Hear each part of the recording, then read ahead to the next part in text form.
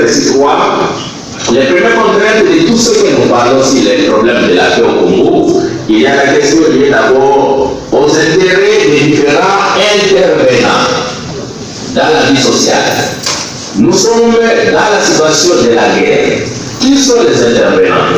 Nous avons l'ONU qui nous envoie des gens pour venir nous aider à rétablir la paix.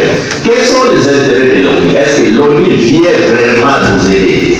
Il voit leurs intérêts. Tous ces États qui constituent l'ONU et qui acceptent d'envoyer leurs citoyens à la République démocratique du Congo, il ne faudra pas vous voiler la face, c'est pas d'abord des intérêts. Et c'est ce qui est sacralisé par le principe cher en droit international qui dit que les États n'ont pas d'amis. Messieurs et dames les journalistes, en effet, nous sommes réunis ici parce que nous sommes jeunes républicains. C'est en fait la structure jeunesse républicaine qui a fait en sorte que nous puissions nous réunir aujourd'hui autour du thème qui concerne la justice, paix et élection. Chers journalistes, vous et moi sommes suffisamment convaincus que la question actuelle de la République démocratique du Congo, la situation actuelle, nécessite à ce que les jeunes puissent s'approprier des problématiques qui sont. Et en ce moment où le pays est en train d'évoluer sur la question électorale, c'était impératif pour les jeunes de réfléchir sur la question liée à la justice, la question liée à la paix, la question liée également aux élections. Nous avons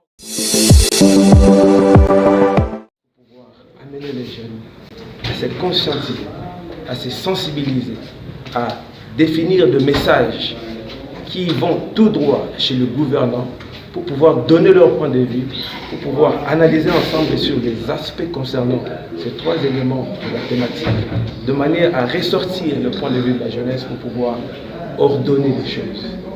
Les jeunes sont suffisamment abandonnés. Les jeunes sont suffisamment mal utilisés dans la complicité des gouvernements, dans le règlement des comptes.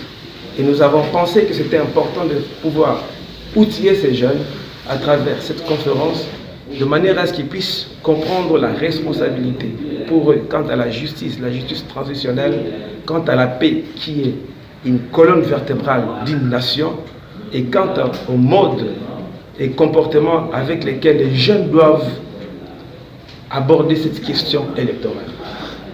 Nous tous, nous sommes encore sans ignorer que la jeunesse est une frange importante dans un processus électoral et surtout dans notre pays. Et nous jeunes, nous avons de la responsabilité. Nous avons la responsabilité non seulement du renouvellement de la classe politique, qui est en fait une possibilité de nous octroyer ces dirigeants capables et compétents. Nous sommes également dans un processus de pouvoir, n'est-ce pas, corriger, que les jeunes se mettent ensemble pour pouvoir également châtier ceux qui n'ont pas fait de travail pour l'intérêt de la nation. Et donc c'est dans ce contexte-là que cette conférence a été organisée, de sorte que les jeunes puissent s'en approprier, qu'ils comprennent que le destin n'est pas hier, mais c'est aujourd'hui et demain. Nous avons une responsabilité face à l'avenir, face à l'histoire. Chaque jeune Congolais, en ce qui le concerne, dans tous les domaines où chacun évolue, a une page à écrire sur l'histoire de notre pays.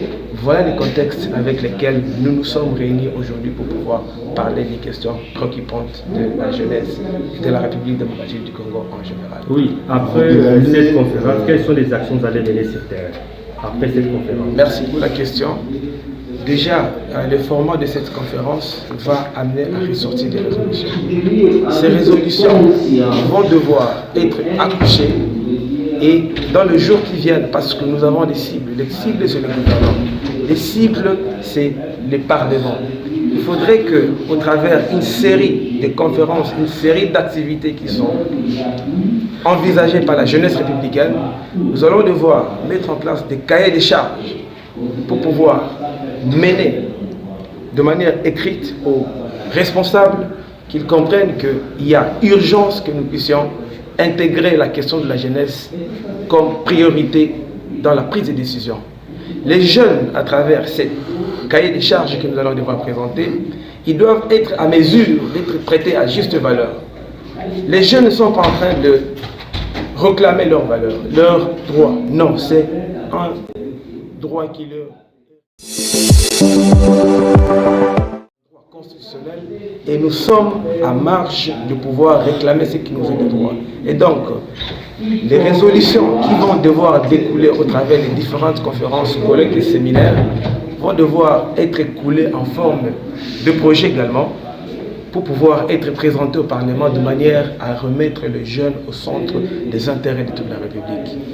L'autre côté positif de ces initiatives, c'est que nous n'avons qu'un seul pays, nous avons une seule nation. Jeunesse républicaine, c'est un concept qui prend deux éléments. L'un côté, c'est le jeune, et l'autre côté, c'est la res publica. Jeunesse républicaine n'est pas partisan d'un parti politique, ni de la société civile, parce que c'est de la philosophie. Ce qui nous intéresse, que ce soit les jeunes des différentes mouvances ou tendances politiques, c'est l'homme congolais au centre de nos intérêts et la République. Donc, lorsque nous arrivons à concilier l'homme et la République, l'homme est un homme positif, correct, juste, qui doit gérer la République. C'est ça, en fait, le début du développement. C'est ça, en fait, la motivation.